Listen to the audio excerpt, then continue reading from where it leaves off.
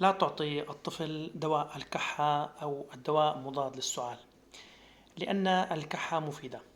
قد يبدو هذا غريبا، ولكن هذا هو أفضل ما تقومين به لطفلك الذي لديه سعال أو كحة بسيطة ويبدو بخير وليس عنده تعب أو حرارة عالية، لأن أكثر أدوية الكحة أو السعال ممنوعة للأطفال وتسبب آثار جانبية قد تكون خطيرة.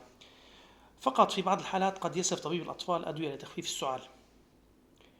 وكل كحة أو سعال يترافق مع تعب الطفل يجب استشارة الطبيب قبل إعطاء الطفل أي دواء. لماذا الكحة مفيدة ويجب ترك الطفل يسعل أو يكح في أكثر الحالات؟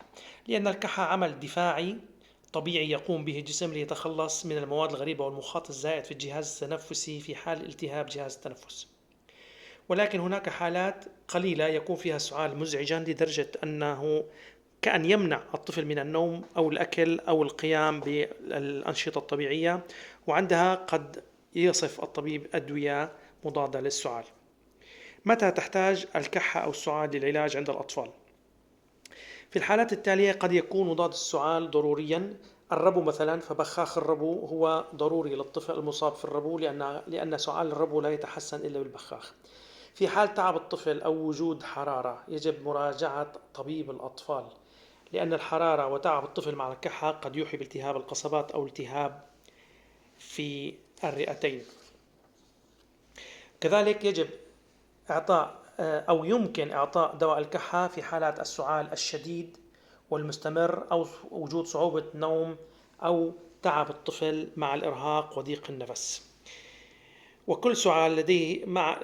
وكل طفل لديه سعال مع حرارة مرتفعة أو صعوبة تنفس أو صفير أو وزيز أو يستمر طويلا ويوقظ الطفل من الليل يجب استشارة الطبيب. وهناك علاجات بسيطة بدون دواء للسعال، مثل ترطيب الهواء والسوائل الدافئة وخاصة المشروبات الطبيعية كالبابونج، وكذلك العسل. فالعسل مفيد جدا للكحة ويعطى للأطفال بعمر سنة وما فوق، ويمكن خلط العسل مع الحليب أو مع الماء.